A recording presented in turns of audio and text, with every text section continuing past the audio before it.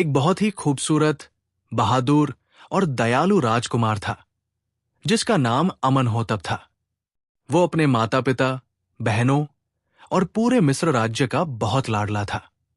उसकी शादी बचपन में ही उसकी चचेरी बहन राजकुमारी नेफर्तरी से तय हो गई थी, जो बहुत ही सुंदर थी।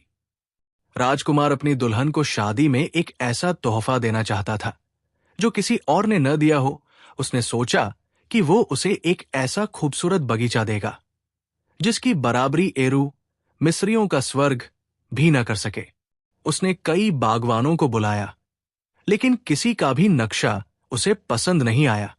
एक दिन महल के एक नौकर ने राजकुमार से कहा, मालिक, अगर आप मुझे इजाजत दें तो मैं कुछ कहूं। राजकुमार की इजाजत मिलने पर नौकर ने बताया कि उनकी सल्तनत में 5 कोस दूर एक बगीचा है जो दुनिया में सबसे खूबसूरत माना जाता है, लेकिन यह भी मशहूर है कि उस पर भूतों और जिन्नों का साया है। कोई भी उस बगीचे में नहीं जा सकता, यहां तक कि उसे बनाने वाला भी नहीं। नौकर ने सलाह दी कि अगर वे उसे बनाने वाले कारीगर का पता लगा ले तो वे राजकुमारी के लिए वैसा ही बगीचा बनवा सकते हैं। राजकुमार ने कहा, कारीगरों को ढूंढने की क्या जरूरत है, मैं वही बगीचा हासिल करूंगा और राजकुमारी को दूंगा। नौकर डर से सफेद पड़ गया और राजकुमार को वहां न जाने की विनती की, लेकिन राजकुमार नहीं माना। उसी शाम राजकुमार बिना किसी को बताए घोड़े पर सवार होकर बगीचे की तरफ निकल गया। बगीचा सचमुच बहुत खूबसूरत था, जैसा उसने सपने में भी नहीं सोचा था। राजकुमार चलते चलते एक सुंदर बारहदरी के पास पहुंचा, जहां एक नरम बिस्तर बिछा था। थका हुआ राजकुमार वहीं लेट गया और सो गया।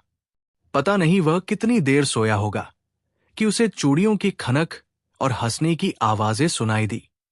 उसने आंखें खोली तो देखा कि चारों तरफ सुंदर लड़कियों का झुंड था। एक लड़की जो उस पर झुकी हुई थी, वो शायद उनकी रानी थी। राजकुमार ने पूछा, तुम कौन लोग हो और इस बगीचे में क्या कर रही हो? लड़की ने जवाब दिया, मैं सहारा के जिन्नों की राजकुमारी हूं और ये सब मेरी सहेलियां हैं। आपके राज्य का ये बगीचा मुझे पसंद आ गया था, इसलिए मैंने अपने पिता जिन्नों के राजा से कहकर इसे अपने लिए ले लिया है। मेरे पिता का एक ताकतवर और जादुई रक्षक दानव गुलाम है, जिसे उन्होंने इस बगीचे, मेरी और मेरी सहेलियों की रखवाली की जिम्मेदारी दी है। मैं रोज रात को अपनी दासियों और सहेलियों के साथ यहां आती हूं और वो रक्षक दानव बगीचे तक पहुंचने वाले हर रास्ते की निगरानी करता है। इसीलिए मैंने पूछा कि आप यहां तक कैसे पहुंचे। राजकुमार ने कहा, इसे इत्तेफाकी समझो कि मैं जब यहां पहुंचा तुम्हारा वह रक्षक दानव मौजूद नहीं था। बहरहाल अब यह बगीचा तुम्हें छोड़ना होगा। मैं इसे अपनी होने वाली दुल्हन को तोहफे में देना चाहता हूं। जिन्नों की राजकुमारी बोली, राजकुमार, मैं जिस चीज को पसंद करती हूं उसे हासिल करके ही रहती हूं। यह बगीचा ही नहीं, अब तो तुम भी मुझे पसंद आ गए हो। अब मैं तुम्हें कहीं नहीं जाने दूंगी। याद रखो, जिन्नों से टकराने का अंजाम बहुत बुरा होता है। राजकुमार पसीने पसीने हो गया। उसने किसी तरह खुद पर काबू पाया और खुशामद भरे अंदाज में बोला, मुझ पर रहम करो। मैं अपने माता पिता की इकलौती संतान हूं और इस राज्य का वारिस हूं। मेरे माता पिता रो रो कर मर जाएंगे और मेरी प्रजा बेताज रह जाएगी। अगले हफ्ते मेरी शादी होने वाली है। मैं अपनी मंगेतर को बहुत चाहता हूं। मैं गायब हुआ तो वो शायद आत्महत्या ही कर लेगी। इतने लोगों का खून नाहक तुम्हारी गर्दन पर होगा। जिन्नों की राजकुमारी ने थोड़ी देर सोचा, फिर बोली, मैं सिर्फ इतना रहम कर सकती हूं कि तुम्हें इस शर्त पर छोड़ूंगी कि रोज रात को तुम्हें यहां मेरी महफिल में आना होगा। दिन में तुम शौक से अपने महल में गुजार सकते हो। राजकुमार बड़ा चकराया, ये कैसे मुमकिन है? जिन्नों की राजकुमारी, अगले हफ्ते मेरी शादी है, मैं अपनी दुल्हन को क्या जवाब दूंगा? जिन्नों की राजकुमारी ने जवाब दिया, ये सब मैं नहीं जानती। वैसे भी मैं ऐसा जादू करूंगी कि तुम अपनी दुल्हन को देख ही न सकोगे। अगर देखने की कोशिश की तो अंधे हो जाओगे, और अगर तुम्हारी दुल्हन ने तुम्हें हाथ लगाया तो वो जिंदा नहीं रहेगी। हर रात 12 बजे जिन्नों का ढोला तुम्हारे महल की छत पर उतरेगा और तुम्हें यहां ले आएगा। अगर तुम खुद से नहीं आए तो जबरदस्ती उठा लिए जाओगे। ये लो, ये जादू की अंगूठी है। जैसे ही डोला महल की छत पर उतरेगा, अंगूठी के नग से लाल रोशनी निकलने लगेगी। ये इशारा होगा कि तुम फौरन छत पर पहुंच जाओ। अगर किसी को इसके बारे में बताया तो नतीजे के खुद जिम्मेदार होगे। मैं बहुत रहमदिल हूं, इसलिए ये रियायत कर रही हूं। चाहती तो जिंदगी भर तुम्हें अपनी कैद में रख सकती थी, किसी को पता भी नहीं चलता और तुम्हारी प्रजा रो धो कर बैठ जाती। जिन्नों की राजकुमारी अभी बातें कर ही रही थी कि संगीत और घुंघरू की आवाजें आने लगी। दासियां नृत्य और संगीत की महफिल तैयार कर शरबत के जाम लिए हाजिर थी। राजकुमार अमनहोतप अजीब मुसीबत में पड़ गया था। सोचने समझने की शक्ति जाती रही थी, इसलिए उसने यही ठीक समझा कि अभी जिन्नों की राजकुमारी का कहना मान ले और सुबह सुबह महल में पहुंचकर सोचे कि आगे क्या करना है। सुबह के करीब महफिल खत्म हुई। जिन्नियां अपने अपने डोलों में बैठकर जाने लगी तो जिन्नों की राजकुमारी ने राजकुमार को अपने डोले में बैठने की दावत देते हुए कहा, इस वक्त तुम जमीन के रास्ते से बगीचे से बाहर नहीं निकल सकोगे। वो रक्षक दानव तुम्हें जलाकर राख कर देगा। मैं तुम्हें तुम्हारे महल की छत पर उतार दूंगी। राजकुमार ने कहा, लेकिन मेरा घोड़ा बगीचे के बाहर बंधा हुआ है। जिन्नों की राजकुमारी ने बताया, उसे कल रात रक्षक दानव के वापस आने से पहले ही खोल दिया गया था। वो महल में पहुंच चुका होगा। अपने महल वापस पहुंचकर राजकुमार अजीब उलझन में पड़ गया। इस मुसीबत से निकलने की कोई सूरत नजर नहीं आ रही थी। किसी को बता भी नहीं सकता था। वो खुद ही हमेशा कहा करता था कि रक्षक दानव और जिन्नियां सब बकवास है, उनका कोई वजूद नहीं है। महल में शादी की तैयारियां जोर शोर पर थी। महल के अंदर बहने और बाहर दोस्त हंसी मजाक करते, लेकिन राजकुमार किसी चीज में दिलचस्पी नहीं ले सका। इसी उलझन में रात हो गई। ठीक 12 बजे अंगूठी के नग से लाल रोशनी निकलने लगी। पहले तो उसने सोचा कि न जाए, देखे क्या होता है। फिर ख्याल आया कि जिस घर में शादी हो वहां कोई झगड़ा नहीं करना चाहिए। वो चुपचाप अपने कमरे से निकला और छत पर आ गया। डोला इंतजार कर रहा था, जो उसे उड़ाकर बगीचे में ले आया। जिन्नों की राजकुमारी ने खुले दिल और खुली बाहों के साथ स्वागत किया। नाचरंग की महफिल जमी। राजकुमार ने लाख समझाना चाहा, लेकिन जिन्नों की राजकुमारी पर कोई असर नहीं हुआ। सुबह होने पर राजकुमार को वापस महल पहुंचा दिया गया। इसी तरह हफ्ता गुजर गया और शादी की शाम आ गई। धूमधाम से शादी हुई, बहुत रस्में हुई। राजकुमार ने दुल्हन के कमरे में कदम रखा ही था कि अंगूठी का नग चमकने लगा। राजकुमार ने एक नजर शाही शादी के लिबास में लिपटी हुई दुल्हन पर डाली और गहरी आंख भरकर कमरे से निकल गया। जिन्नों की राजकुमारी ने हमेशा की तरह खड़े होकर स्वागत किया। स्वागत है राजकुमार, शादी मुबारक हो। क्या खाक मुबारक हो, तुमने मेरी जिंदगी बर्बाद कर दी और अब मुबारकबाद दे रही हो।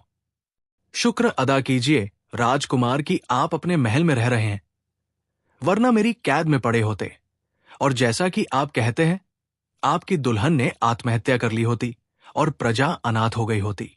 क्या शुक्र करूं?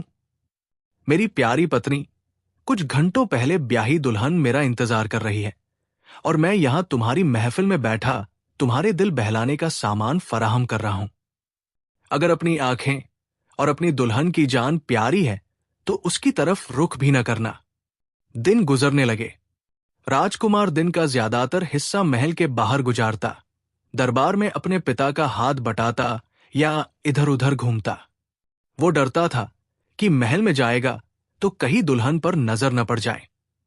शाम को थोड़े वक्त के लिए कमरे में जाता तो आंखें बंद किए बैठा रहता।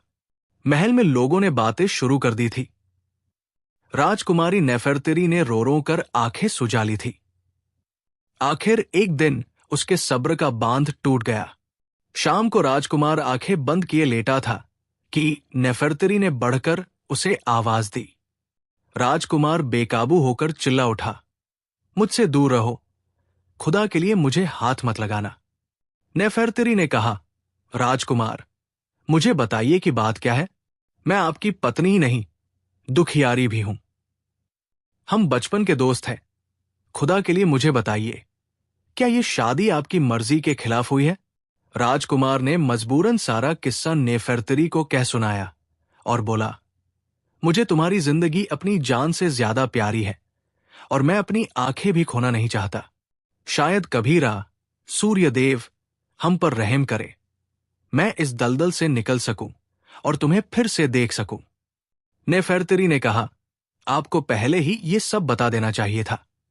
आपकी आंखें मुझे भी बहुत प्यारी है। मैं खुद आपके सामने चेहरा न खोलती और महल की महिलाओं को बातें बनाने का मौका न मिलता। आप यकीन रखिए, मैं राह से दुआ करूंगी, वो हमारी जरूर सुनेगा और आपको इस दलदल से निकालेगा। नेफेरतिरी ने तो राजकुमार की मजबूरी समझ ली, लेकिन महल की दूसरी औरतों को वो क्या समझाती। राजकुमारी की बहनें और खुद उसकी बहनें तरह तरह से भेद लेने की फिक्र में लगी रहती और नेफेरतिरी को उकसाती रहती। शाम को जब राजकुमार कमरे में आया तो नेफेरतिरी बोली, ऐ चाचा के बेटे, ये मुझे घर नहीं बसाने देती। राजकुमार ने पूछा, कौन? नेफेरतिरी ने कहा, मेरी बहनें और आपकी बहनें। क्या कहती है? नेफेरतिरी ने जवाब दिया, कहती है, नई नई शादी होती है तो दूल्हा अपनी दुल्हन को घुमाने फिराने ले जाता है। तुम्हारे दूल्हा तुम्हें कहीं नहीं ले गए। राजकुमार ने अगले ही दिन घूमने का कार्यक्रम बना लिया और नेफेरतिरी को लेकर जंगल में बने अपने शिकार महल में ले आया। बड़े से घूंघट में लिपटी नेफेरतिरी वहां भी राजकुमार से दूर ही रही। जब महल में वापस आए तो दासी ने सारा किस्सा बहनों को बता दिया। उन्होंने एक नई तरकीब सोची। अगले दिन राजकुमार कमरे में आया। नेफेरतिरी बोली, ऐ चाचा के बेटे, वो मुझे घर नहीं बसाने देती। राजकुमार ने पूछा, अब क्या कहती है? कहती है कि आप तो बहुत अच्छे चित्रकार हैं, मैं आपसे कहकर अपनी तस्वीर बनवाऊंगी। क्या बात करती हो? मैं अंधेरे में तुम्हारी तस्वीर कैसे बनाऊंगा? आप तस्वीर बना दीजिए और तुम कह देना कि मैंने बनाई है। नेफेरतिरी ने ऐसा ही किया। 2 दिन के अंदर राजकुमारी नेफेरतिरी की निहायत खूबसूरत पूरी लंबाई की तस्वीर बनकर आ गई और बहनों के मुंह अस्थायी तौर पर बंद हो गए। उधर जिन्नों के राजा को खबर मिली कि एक इंसान राजकुमार उनकी बेटी की महफिलों में नियम से देखा जाता है। राजा ने गुलाम रक्षक दानव से पूछताछ की कि हमने मिस्र के उस बगीचे की और राजकुमारी की हिफाजत के लिए तुम्हें नियुक्त किया था, फिर ये इंसान वहां कैसे पहुंचा? गुस्से से खौलता हुआ रक्षक दानव बगीचे की तरफ चला तो दिल में ठान ली कि उस इंसान के टुकड़े टुकड़े करके चील कौवों को खिला देगा। जिन्नों की राजकुमारी इस हकीकत से बेखबर थी कि उसके पिता और रक्षक दानव को राजकुमार के बारे में मालूम हो चुका है। उसने हमेशा की तरह डोला भेजकर राजकुमार को बुला लिया। इधर महफिल नाच गाने से जमी, उधर रक्षक दानव नंगी तलवार लिए आम मौजूद हुआ। गुस्से से उसकी आंखों से आग निकल रही थी। डर से कांपती जिन्नियां गिरती पड़ती अपने अपने डोलों में बैठकर भागी। रक्षक दानव ने राजकुमार पर वार करने के लिए तलवार उठाई थी कि जिन्नों की राजकुमारी बीच में आ गई। ए गुलाम, अपनी औकात में रह, इसकी जान बख्श दे, ये बेकसूर है। इसे तो हम अपनी दिलचस्पी के लिए जबरदस्ती उठवा लिया करते थे। रक्षक दानव हालांकि जिन्नों की राजकुमारी से भी नाराज था, लेकिन उससे डरता भी बहुत था। वो जानता था कि राजकुमार जमीन के रास्ते से नहीं आया और हवा में उड़ना इंसान के बस की बात नहीं, इसलिए राजकुमार का ज्यादा कसूर मालूम नहीं होता, लेकिन छोड़ देना भी इज्जत के खिलाफ था। वह राजकुमार को ले गया और ऐसी काल कोठरी में डाल दिया जिसकी चाबी वो खुद अपनी जेब में रखता था। बगीचा वीरान हो गया। जिन्नों की राजकुमारी के घूमने पर पाबंदी लग गई और राजकुमार कैद हो गया। महल में राजकुमार की गुमशुदगी से एक हंगामा मच गया। हर तरफ संदेशवाहक दौड़ाए गए। खबर देने वाले को बड़े बड़े इनाम देने का वादा किया गया। मां की आंख से आंसू नहीं रुकते थे। पिता उदास थे, बहनें दुखी थीं। और नेफरतिरी की तो हालत ही और थी। नेफरतिरी को अंदाजा था कि राजकुमार की गुमशुदगी में यकीनन उसी जिन्नों की राजकुमारी का हाथ है, लेकिन क्या करती, मजबूर थी। एक दिन रात को भेष बदलकर महल से निकली और घोड़े पर सवार होकर उस बगीचे की तरफ चली जिसका पता राजकुमार अमनहोतप ने दिया था। बगीचा उजड़ा पड़ा था, फूल मुरझा गए थे, फव्वारे खामोश थे, नहरें सूख गई थी और 12 दरी में धूल उड़ रही थी। किसी किस्म का कोई सुराग नहीं मिला, अलबत्ता बिस्तर के करीब राजकुमार का एक जूता पड़ा मिला। इससे ये तो अंदाजा हो गया कि राजकुमार यहीं से गायब हुआ है और वो जिन्नों की राजकुमारी ही उसकी जिम्मेदार है। लेकिन आगे की राहें बंद थी। कहां जाए, किधर तलाश करे? जिन्नों के देश का जिक्र सिर्फ किस्से कहानियों में सुना था, न उसके वजूद का यकीन था और न जगह का पता। खैर, नेफरतिरी वापस महल में आ गई। रो रो कर रा के आगे झोली फैलाने के सिवा कोई रास्ता नहीं था। सारी सारी रात जागती और दुआ करती।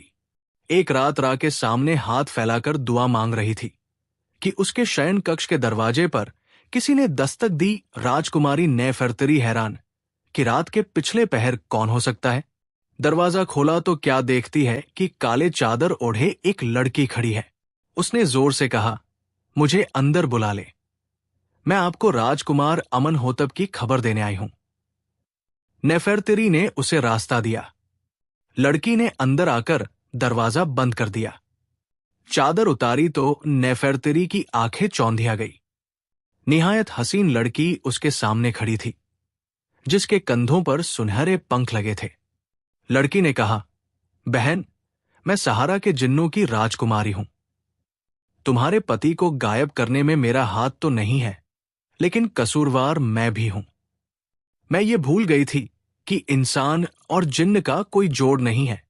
मैं अपना गुनाह मानते हुए तुम्हारी मदद करने छुप कर आई हूं, क्योंकि अब मेरे पिता ने मेरे महल से निकलने पर भी पाबंदी लगा दी है। राजकुमारी नेफरतिरी को पहले तो बड़ा गुस्सा आया। जी चाहा कि उस जिन्नों की राजकुमारी का मुंह नोच ले जिसने उसकी जिंदगी को खराब कर दिया था। लेकिन फिर दिल ने कहा कि समझदारी इसी में है कि ठंडे दिमाग से काम लिया जाए, क्योंकि राजकुमार की वापसी की यही आखिरी उम्मीद है। नेफरतिरी ने कहा, तुमने मेरे साथ जो किया वो मेरा दिल ही जानता है। एक नई दुल्हन से उसका सुहाग छीन लिया, लेकिन अगर तुम मेरा राजकुमार मुझे लौटा दो तो मैं सब कुछ माफ करके तुम्हें सच्चे दिल से अपनी बहन मान लूंगी। जिन्नों की राजकुमारी बोली, जो हुआ मैं उसके लिए शर्मिंदा हूं, लेकिन मुश्किल यह है कि राजकुमार की रिहाई मेरे हाथ में नहीं है। वो एक रक्षक दानव की कैद में है जो जालिम है और जादूगर है। कैदखाने की चाबी उसकी जेब में रहती है, जो उसके जीते जी नहीं निकाली जा सकती। उसकी जान एक बाज में है। उस बाज का पिंजरा एक कुएं में लटक रहा है और उस कुएं से 7-7 मंजिल तक 7 बहुत ही लड़ाकू जिन्नियों का पहरा है। हर मंजिल पर एक जिन्नी पहरेदार है। उन्हें धोखा देना आसान नहीं है, लेकिन मैंने तुम्हारी खातिर और अपने गुनाह की भरपाई के लिए एक बड़ी जोखिम भरी तरकीब निकाली है। उन 7 जिन्नियों के पास 7 बेहद कीमती गहने हैं, जो जिन्नों के राजा ने बहादुरी के इनाम के तौर पर उन्हें दिए थे। एक नौलखा हार, एक नीलम की पायल का जोड़ा, एक पन्ने का कंगन, हीरे के बाजूबंद, माणिक के झुमके, पुखराज का हार और एक सच्चे मोतियों का सतलड़ा हार। ये गहने वो अपनी जान से भी ज्यादा प्यारे मानती है। उन्हें वह एक ऐसे संदूक में रखती है जो जादू का है। जब वो 7 उस पर हाथ रखकर मंत्र पढ़ती है तो वो खुलता है, और 7 हाथ रखकर बंद करती है तो बंद होता है। उनके अलावा सिर्फ मैं उसे खोल सकती हूं, क्योंकि मैं राजकुमारी हूं। और कोई उसे खोलने की कोशिश करता है तो उनके गले में पड़ी घंटियां बजने लगती है।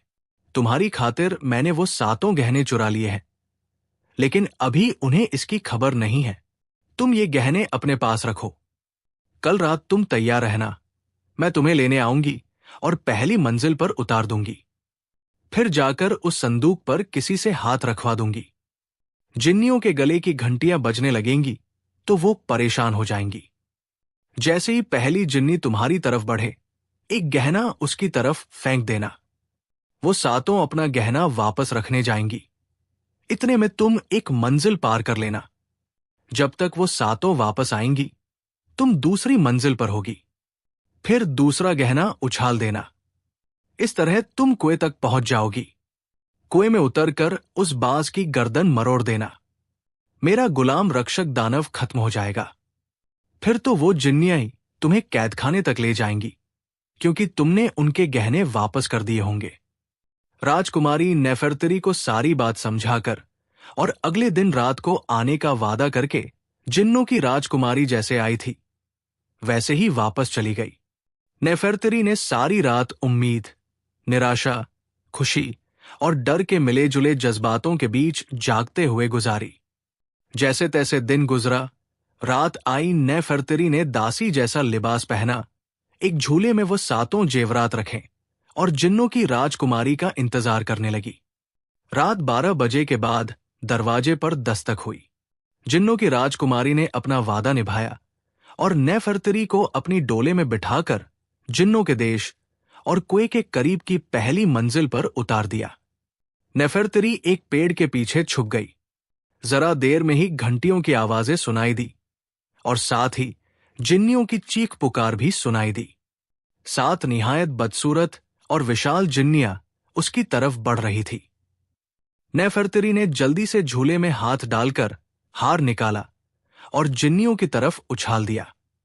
सातों ने उसे हाथों हाथ लिया और गया था तो आ गया, गया था तो आ गया का जाप करते हुए हार लेकर उल्टी दिशा में चली गई। नेफरतरी पूरी ताकत से दौड़ी। जब तक वो दूसरी मंजिल तक पहुंची, जिन्नियां हार रखकर वापस आ गई। नेफरतरी ने अब के सत लड़ा हार फेंक दिया। वो सातों उसे लेकर गया था तो आ गया, गया था तो आ गया रटते हुए फिर वापस चली गई। गरज इस तरह एक एक करके सातों जेवर फेंकते हुए नेफरतरी कुएं तक पहुंच गई। जैसे ही उसने कुएं में कदम रखा, रक्षक दानव जाग गया और चीखता हुआ कुएं की तरफ बढ़ा। नेफरतरी ने जल्दी से बाज को बाहर निकाला। इतने में रक्षक दानव बिल्कुल करीब पहुंच चुका था। नेफरतरी ने बाज की दोनों टांगें तोड़ दी। उधर रक्षक दानव की भी दोनों टांगें टूट गई। वो जमीन पर पड़ा हुआ गुस्से और दर्द से इस तरह चिल्ला रहा था कि सारा जंगल गूंज उठा। उसके मुंह से आग के शोले निकल रहे थे। इससे पहले कि वहां आग लग जाती, नेफरतरी ने बाज की गर्दन मरोड़ दी। एक भयानक चीख के साथ रक्षक दानव मर गया। नेफरतरी ने दौड़कर उसकी जेब से कैदखाने की चाबी निकाल ली। वो सातों जिन्नियां रक्षक दानव के मरने से बड़ी खुश थी, क्योंकि वो बड़ा जालिम था। जरा जरा सी गलती पर उन्हें कड़ी सजाएं देता था। साथ ही वो अपने गहनों की वापसी से भी बहुत खुश थी। वो नेफरतरी को कैदखाने तक ले गई। नेफरतरी ने ताला खोलकर राजकुमार को बाहर निकाला। राजकुमार बहुत कमजोर हो गया था। बाल बड़े हुए थे, कपड़े फटे हुए थे, रंगरूप मुरझाया हुआ था। जंजीरों में जकड़ा नंगे पांव राजकुमार अमनहोतप पहचाना नहीं जाता था। नेफरतरी ने उसे जंजीरों से आजाद किया। उसी वक्त जिन्नों की राजकुमारी भी वहां आ गई। उसने उन दोनों से अपनी भूल की माफी मांगी, लेकिन नेफरतरी ने बढ़कर उसे गले से लगा लिया। तुम सचमुच मेरी बहन हो। आज अगर तुम मदद न करती तो मैं कभी अपने राजकुमार को हासिल न कर पाती। जिन्नों की राजकुमारी ने कहा, तुम्हारा राजकुमार तुम्हें मुबारक हो, बहन नेफरतरी। मैं भी एक औरत हूं। जिन्नी हूं तो क्या हुआ, अपने सीने में औरत का दिल रखती हूं। मुझे पता चल गया है कि मोहब्बत खुदगर्दी का नहीं, बल्कि त्याग और कुर्बानी का नाम है। अब तुम अपने देश जाओ। मेरा खास डोला तुम्हें तुम्हारे महल की छत पर उतार आएगा। भीगी आंखों के साथ वो रुखसत हुए और अपने महल वापस पहुंच गए। राजकुमार की वापसी की खुशी में सारे शहर में रोशनी करवाई गई। खजाने का मुंह गरीबों और जरूरतमंदों के लिए खोल दिया गया। खुशियों ने एक बार फिर महल पर और पूरी सल्तनत पर अपने पंख फैला दिए। राजकुमार अमनहोतप ने उस बगीचे को फिर से सजा संवार कर अपनी प्यारी और बहादुर रानी नेफरतरी को शादी के तोहफे में दिया।